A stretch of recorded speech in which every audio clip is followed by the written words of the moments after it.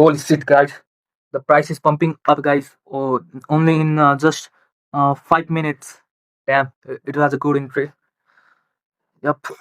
So let me just give you a quick recap of what happened. So my macro started on 2:45.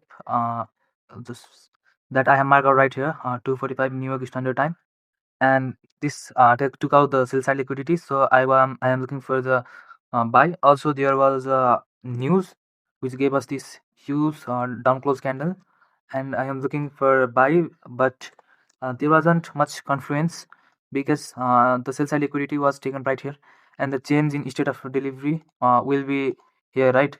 Yes, change in state of delivery will be here, which will not give us a good entry. So what I did was, after sell side liquidity was taken, I entered on this uh,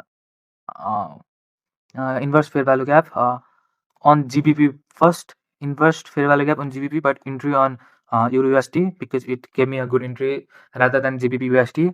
And yeah, I am in this trade right now.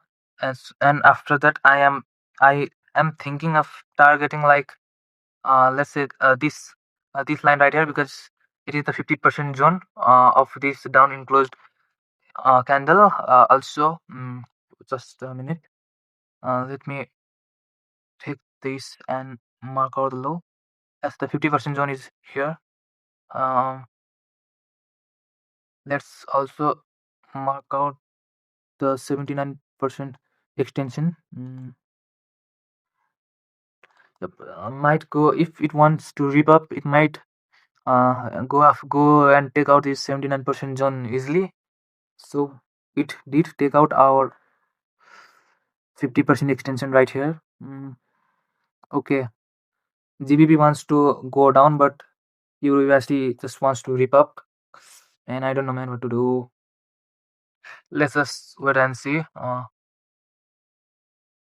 might target up to this also, which will give us 2 risk to reward. But this target is a good target because of the draw on liquidity right here. Yes. So I will give you a recap of what happened after the trade plays out. With our take profit level, I was targeting this, and there is still a possibility that it will go up because it just closed above this change in state of delivery. So people might still be looking for buying opportunities, but I closed the trade and gave me 1 is to 2.14 risk to reward. Let me just show you. And so this was the trade, and I'm at 86.50 right here.